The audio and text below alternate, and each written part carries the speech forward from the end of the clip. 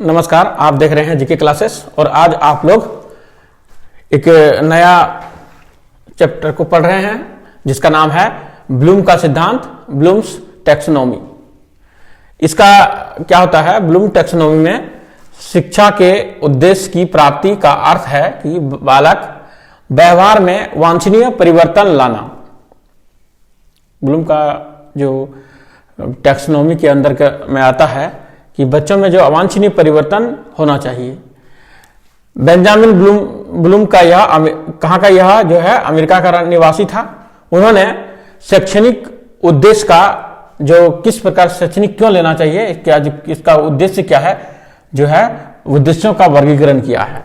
तो ब्लूम के अनुसार में उद्देश्यों को 3 प्रकार से वह वर्गीकरण किया है। कौन सा? पहला जो है संज्ञानात्मक उद्देश्य, ठीक है, कॉग्निटिव डोमेन। इस कॉग्निटिव डोमेन में क्या होता है, इसका वर्गीकरण ब्लूम ने 1956 में किया है। यह मानसिक क्षमताओं से संबंधित होता है। कॉग्निटिव डोमेन में क्या होता है, वह मानसिक क्षमताओं के अंतर्गत होता है। इसके उद्देश्यों को सरल से कठिन और शिक्षण के निम्न स्तर से ऊंचे स्तर तक ले जाने के दृष्टिकोण को 6 भागों में बांटा गया है। कितने भागों में बांटा गया है? 6 भागों में बांटा गया। कौन सा भाग है? पहला भाग है ज्ञान, स्मृति, चिंतन पक्ष है। दूसरा है बोध, सक्षम पद। तीसरा है प्रयोग करना। और चौथा है विश्लेषण करना। और 5वां है संश्लेषण, निर्माण करना। और अंतिम है यह मूल्यांकन, रिजल्ट। यह जो ब्लूम ने पहला जो तीन प्रकार के उद्देश्यों को प्राप्त करने का 3 प्रकार का उद्देश्य बताए हैं। 3 प्रकार उद्देश्यों में से पहला उद्देश्य जो है संज्ञानात्मक उद्देश्य है। जिसमें उस संज्ञानात्मक उद्देश्य के अंतर्गत में यह जो है 5 से 6 भागों में इसको विभक्त किया गया है।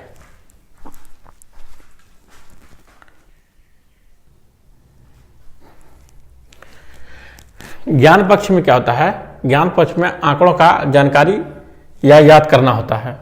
बोध में क्या होता है? बोध समझबूझ, अनुवाद, प्रक्षेप एवं निर्देशों के अर्थ समझना तथा समस्याओं का व्याख्या करना होता है।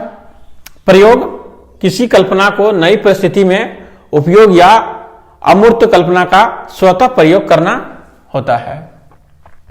विश्लेषण वस्तु या परिकल्पना को विभिन्न भागों में अलग करता है ताकि संगठनात्मक ढांचा समझा जा सके, तथ्यों एवं निर्देशों के बीच अंतर कर सकता है।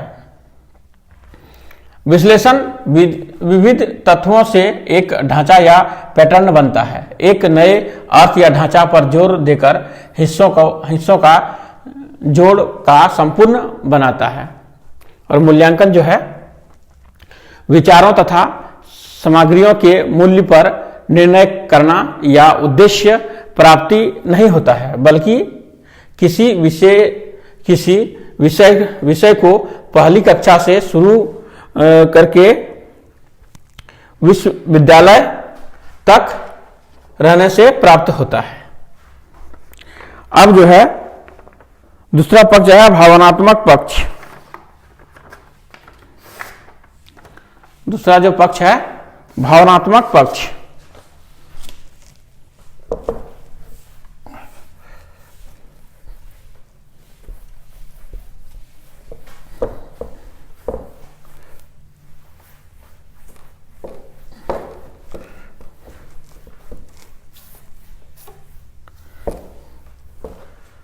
दूसरा पक्ष है भावनात्मक पक्ष।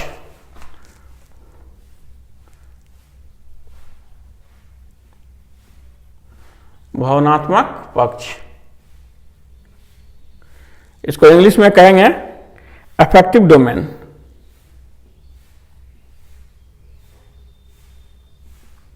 अफेक्टिव डोमेन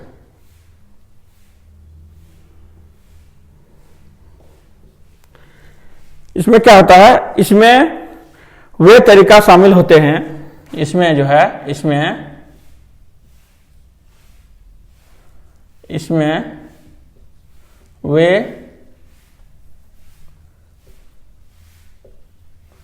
तरीका शामिल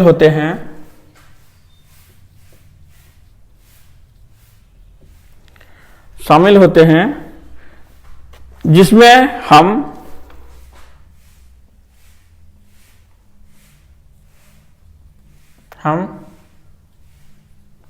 भावना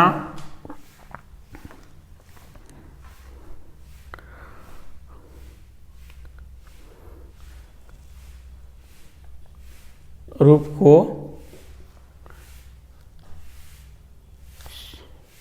समझ सकते हैं।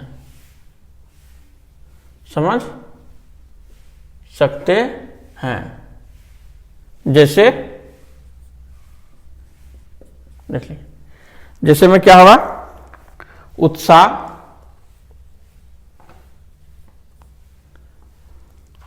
प्रेरणा,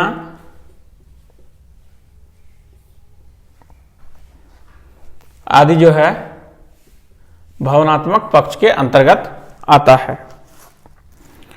भावनात्मक पक्ष को भी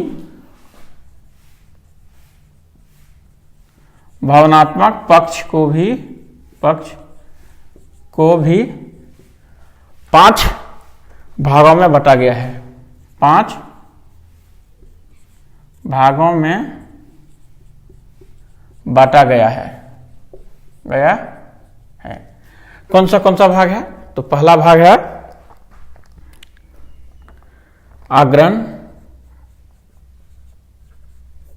या ध्यान देना। दूसरा भाग है अनुक्रिया। तीसरा भाग है आकलन। चौथा भाग है संगठन। और 5वां भाग है मूल्यों का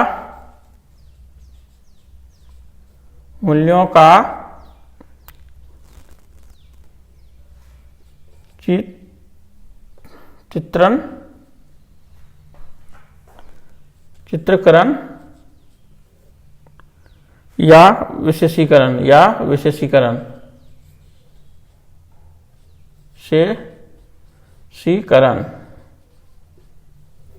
यह जो है भावना पक्ष के अंतर्गत में इतना आता है। इसमें वे तरीका शामिल होते हैं जिसमें हम भावना रूप को समझ सकते हैं, जैसे उत्साह, प्रेरणा आदि। भावना पक्ष के 5 भाग होता है, जिसमें आग्रहण, अनुकरण, आकलन, संगठन और मूल्यों का चित्रीकरण या विशेषीकरण, यह जो होता है भावना। अब जो है दूसरा पक्ष है हमारा, चलिए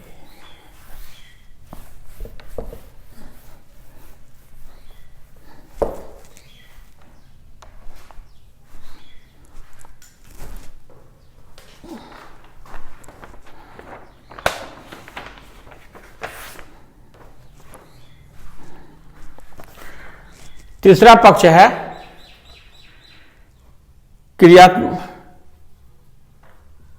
क्रियात्मक पक्ष।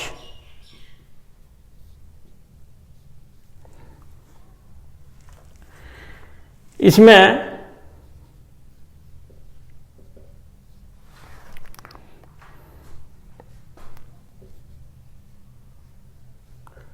शारीरिक हलचल से है मोटर स्किल्स के क्षेत्र होता है।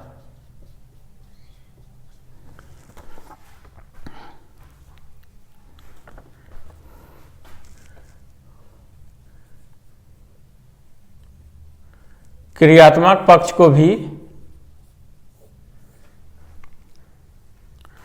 6 भागों में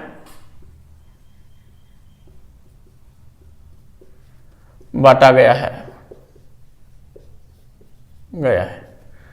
क्रियात्मक पक्ष को कौन सा भाग क्रियात्मक होता है? पहला भाग है सहज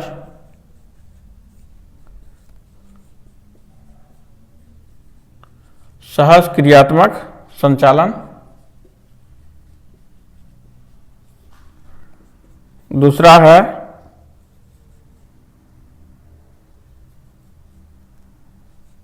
आधारभूत अंग संचालन।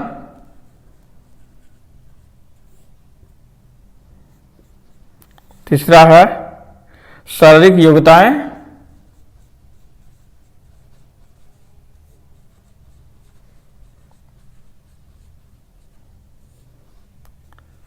चौथा है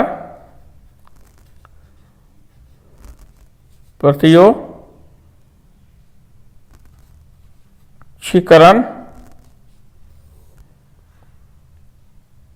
योग्यताएं।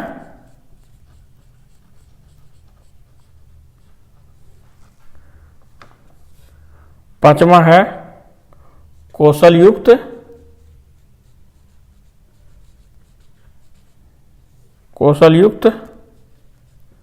अंग संचालन।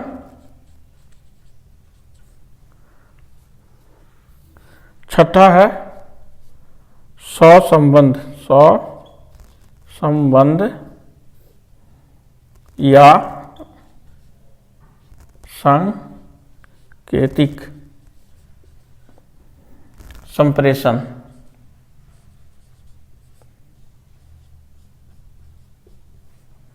यह जो है क्रियात्मक पक्ष का 6 भाग होता है, जिसमें कौन सा आता है देखिए। इसमें शारीरिक हलचल मोटर स्किल्स के क्षेत्र में से होता है। क्रियात्मक पक्ष 6 भागों में बांटा गया है। सहज क्रियात्मक संचालन, आधारभूत अंग संचालन, शारीरिक योग्यताएं, प्रत्योक्षीकरण योग्यताएं, कौशल युक्त अंग संचालन और सहसंबंध सांकेतिक संप्रेषण। यह जो है 6 भागों में इनको बांटा गया है।